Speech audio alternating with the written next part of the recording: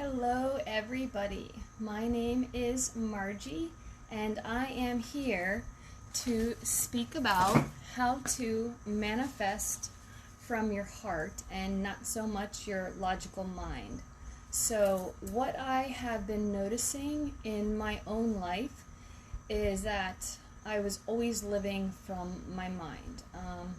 I was always attacking my goals. I always had this big plan for the person I wanted to become. I always had these big ideas of what it meant to be successful. And for me, that was looking good on paper, having a big house, having the things that I thought other people would value in me. And when I really sat back and analyzed all of that, I realized that I was doing those things. And none of it's wrong. It's just that I was not fully loving myself for who I was without those things. I was thinking, if I buy a big house, maybe I'll attract the right person. I was thinking, if I had a great job, make sure that that's the first thing that you bring up in a conversation. And becoming a life coach was very humbling for me because it taught me to get away from that, to embrace my femininity. And embracing your femininity is not saying you can't have those things. On the contrary, there are very powerful, divine feminine women. It's about not having to chase those things, not having to be so aggressive towards them. And with all of my research, what I found is that the power of the heart is thousands of times more powerful than the logical mind. So a lot of people, they'll say, I want to think myself into a new reality. I want to notice certain behaviors and then hopefully they'll change. What a lot of people don't realize is that if you're trying to manifest something, whether it's a good job, a job where you feel useful, whether it's a loving relationship or whether it's good friendships, when you focus on the power of your heart, it's some say 3,000 times more powerful, some say 5,000 times more powerful, but the heart is a lot more powerful than the mind. And this is a quote from Anne Frank in she was actually locked in an attic for over 2 years, kind of quarantined like how we are. It's only been a few weeks and we're all feeling bad for ourselves.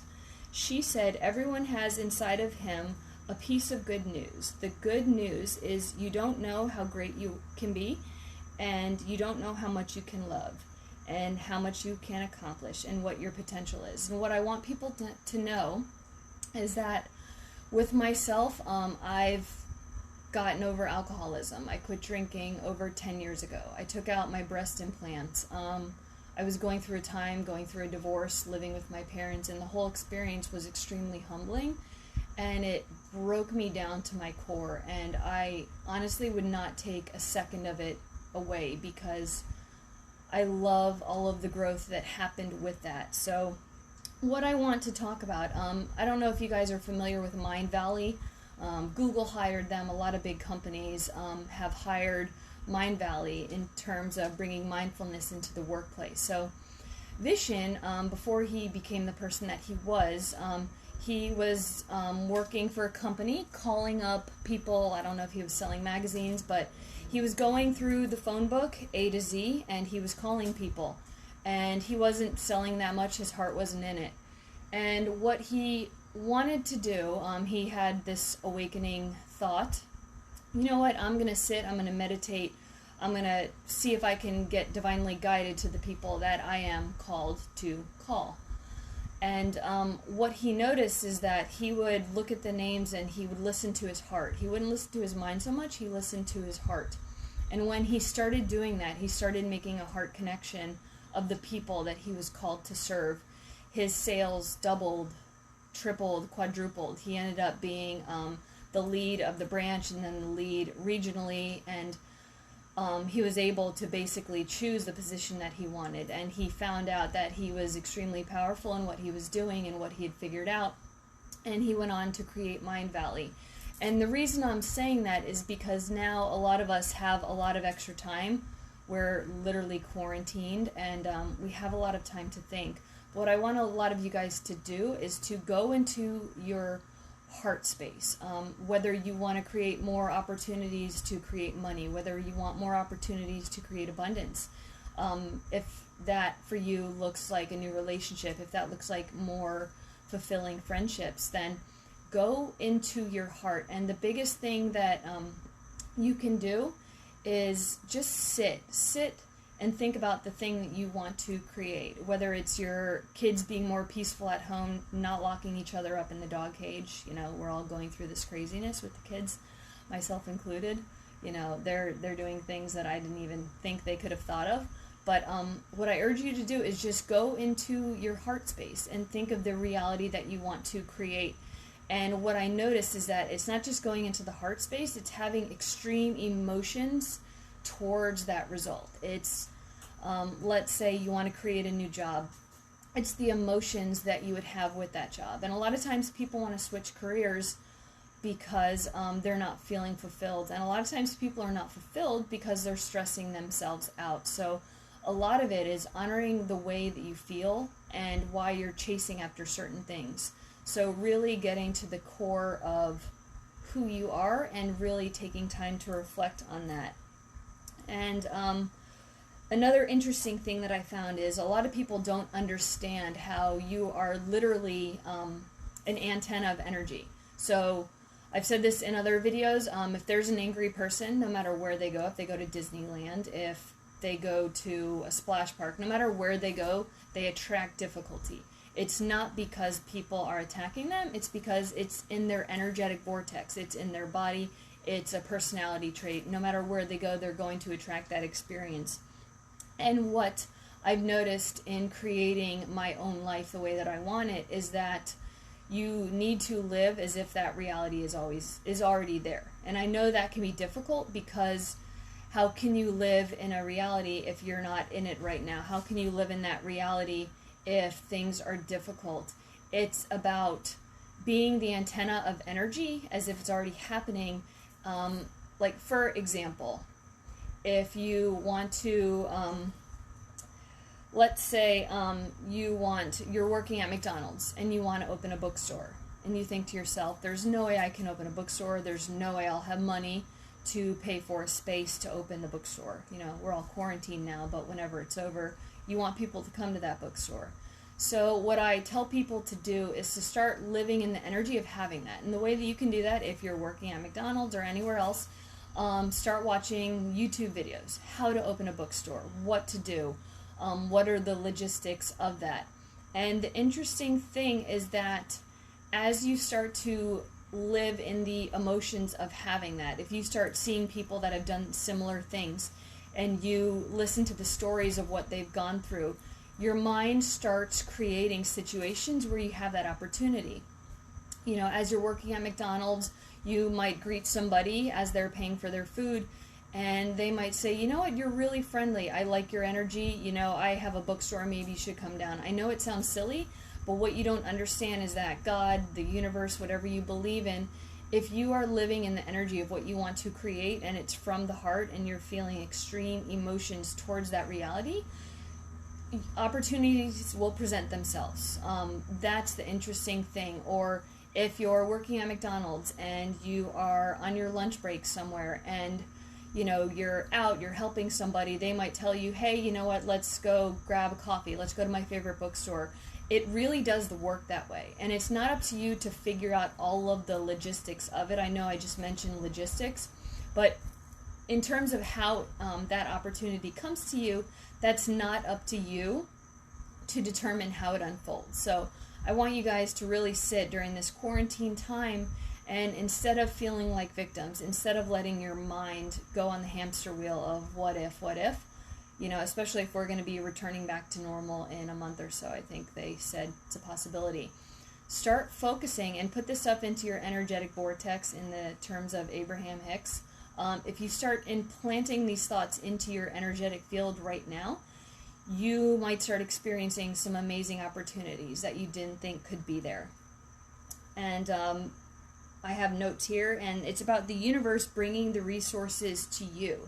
It's, again, it's not about figuring out how that's going to happen. If you want to create a loving relationship and you focus on loving yourself, if you focus on falling in love with yourself, if you focus on not having rules of what it means to value yourself, A lot of people, they can't attract the right partner, and it's because they're not loving themselves, but yet they want someone to fully love them. And again, it's the frequency that you're emitting. If you're not emitting self-love and self-care, you're not going to attract that person. If you don't need these things in order to feel accomplished, a lot of people say, you know what, I need this house and then I'll feel better. Or if I get this job, then I'll have money, then I can attract that partner.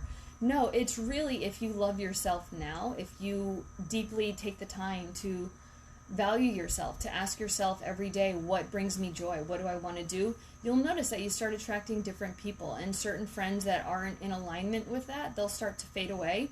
Nobody's better or worse for that. It's just that they're not in your energetic vortex anymore. And people can kind of shift timelines, shift realities.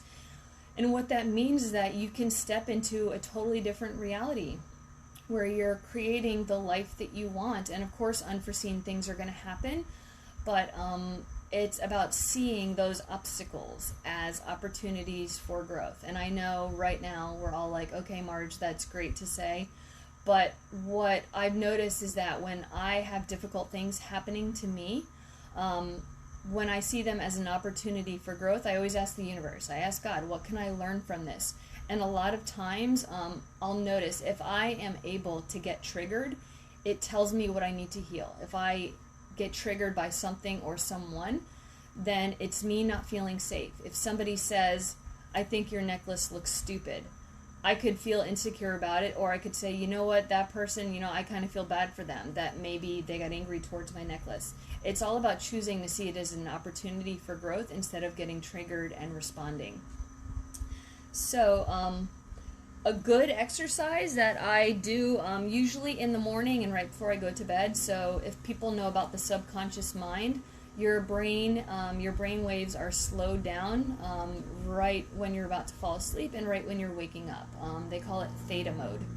So what I like to do is I visualize the lifestyle that I would like. I visualize being with a partner that genuinely loves me and cares for me without any expectation of who I need to be in order to make them happy. So I imagine it with my logical mind, but then I tie the extreme emotions in my heart space. And it's very powerful because when you say, I want what's best for everybody involved, it's not trying to attract an ex-boyfriend or an ex-girlfriend that was, toxic for you, because that's coming from the ego. And what I've noticed that, yes, you can manifest from the ego. There are dark people that are able to manifest the things that they want, but things come, I found, a lot quicker when you're manifesting from the heart space and you're doing what's best for everybody involved.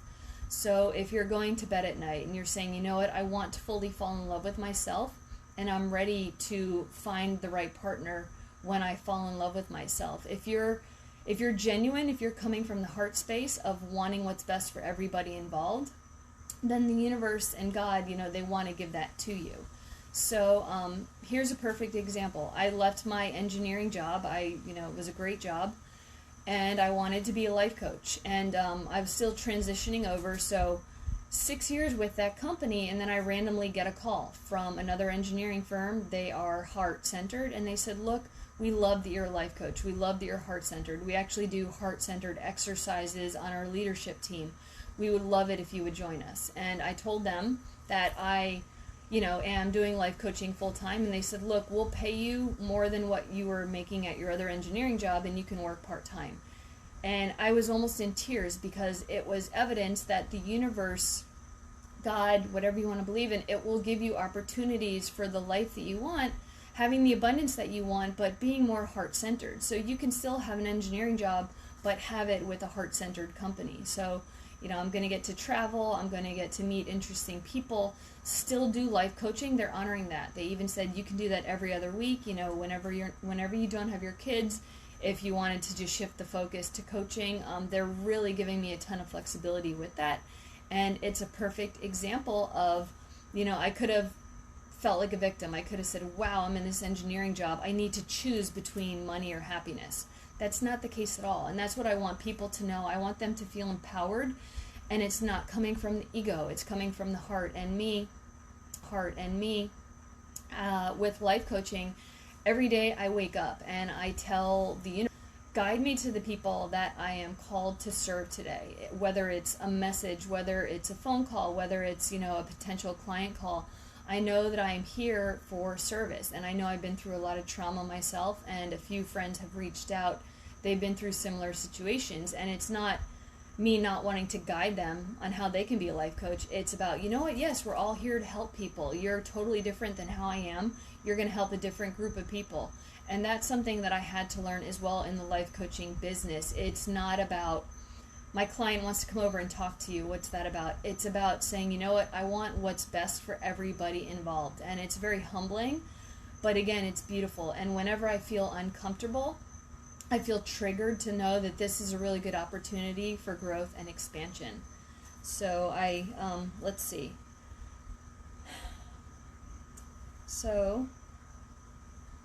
So I have an example of how I was able to manifest something quickly, and it was coming from my heart space. So I had recently, back in October, decided to sell my house. I had a huge beach house in Ozona, and my house was my identity. I thought my Christmas party was my identity.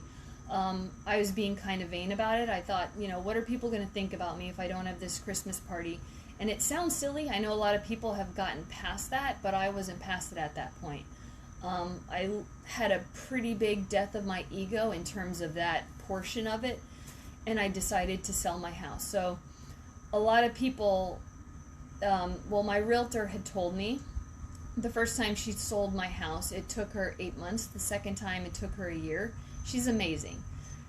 And with me, she sold it in 11 days. In 11 days, she had a full cash offer on my house. And what she didn't know until afterwards, I told her that I walked around my house, and this may sound silly to some people, other people that understand energy and timelines, things like that, they'll get it. But I walked around my house, and I walked into all the rooms. I was crying, I touched the walls, and I said, you know what, somebody's gonna make some amazing memories here. Someone's gonna sit right here by the Christmas tree. I almost want to cry thinking about it, but I walked around the house and I said, someone's gonna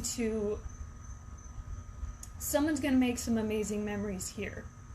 And for me, it was about coming from the heart. It wasn't, I have to hurry up and sell this house. I want to get all that money, or I have to hurry up and do this.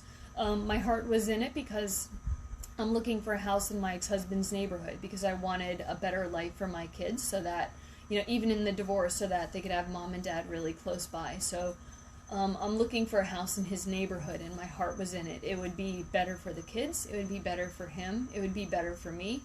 And I walked around the house, and I was crying, and I touched the walls, and I said, you know what? Somebody's going to love you as much as I have loved you. And that, in combination with an awesome realtor, 11 days it was sold. And I want to tell people that, because it doesn't just relate to a house. It relates to yourself. If you don't value yourself, if you have addictive behaviors, if you're abusing yourself, if you're not putting up boundaries, you can't be surprised when you're attracting people that aren't going to respect you, because it's how you're feeling about yourself. You're the energetic antenna to attract that from other people.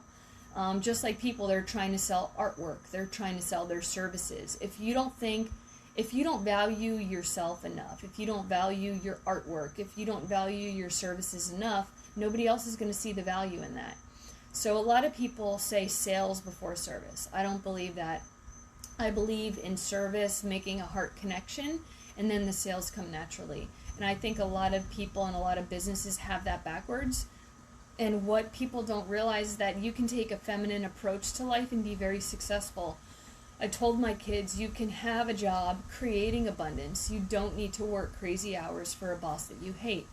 You can do a lot of self-work. You can do a lot of purging of your trauma and do a lot of purging of your patterns. And when you do that, you will be a better energetic antenna to create better experiences. When you love and value yourself, you'll create good friendships. When you love and value yourself, you'll find a great partner that loves and values you, independent of what you can create for them or what you can do for them.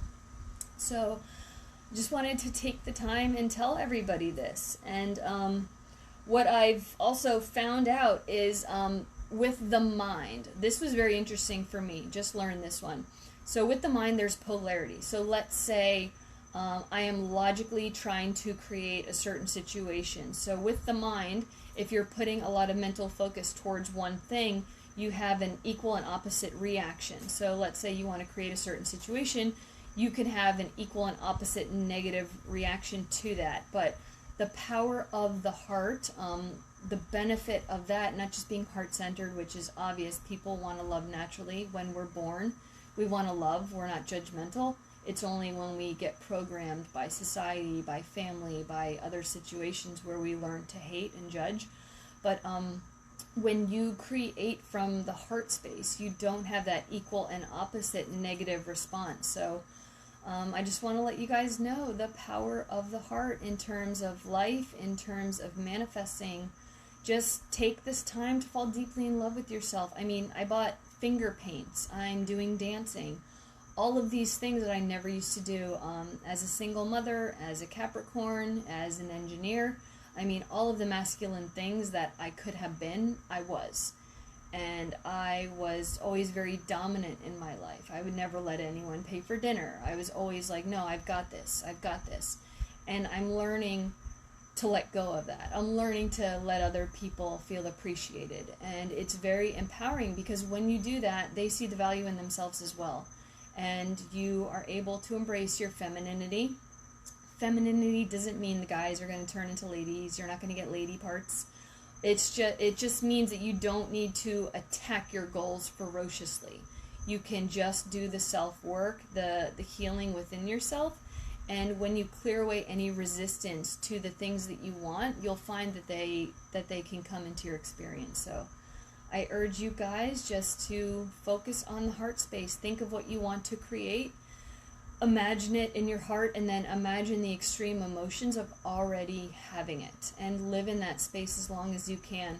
If you think of, I'm all into conspiracies, but if you think of a 5G tower and it's emitting a frequency, and if you're only doing this exercise for 2 minutes in the morning, you're not putting that out. You're not putting the energy out for that long, so it might take longer for that experience to manifest. But if you're always checking in with yourself, if you're always praying, meditating, whatever you do to recalibrate, then you will find that the things that you want to create can come to you a lot quicker.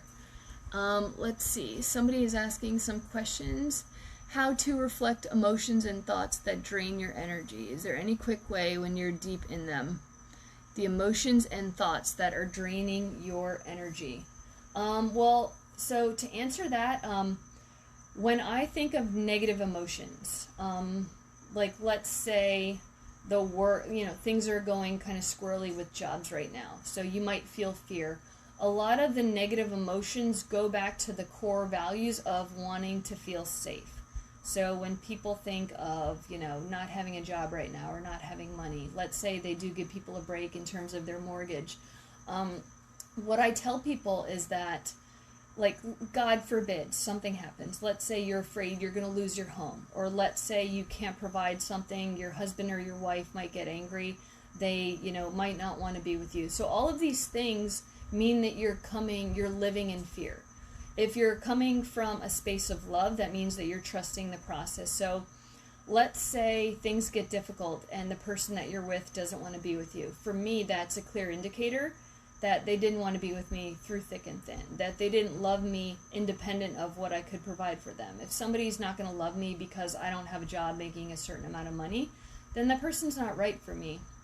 And I guess being a Capricorn, it's easy for me to notice when something's not right for me or somebody's not right for me, and to take care of myself and cut that person or situation out. With the housing market, let's say something happens and you fall behind on the mortgage.